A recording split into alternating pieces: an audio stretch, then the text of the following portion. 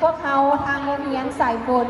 ที่เป็นตั้งหน้าหรือตัวแทนเมืองไซเศรษฐาจึงได้ศึกษาข้อมูลและประดิษฐ์บทกลอนดังกล่าวขึ้นมาเพื่อให้บรรดาทานนั้นได้รับชมณโอกาสนี้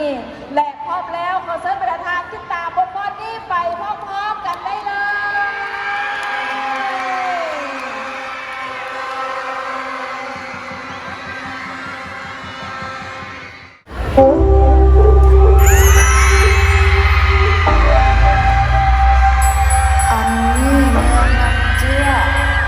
เผาไฟดำหนึ่งในเผาพงพันธุ์ของลาวเฮาดำลงหลายเขตแคว้นต่างภาคเหนือพุ่นเนอมีภาษาปะเว้าฮีดของเข้าสืบมาปางบุญใหญ่เฮานี่คือบุญมโหฬารสืบทอดกันมาแต่เหินนานแต่เดินแต่เข้า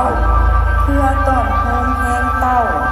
เฮาไต้ดำแต่ละทีมาพบปะน้อง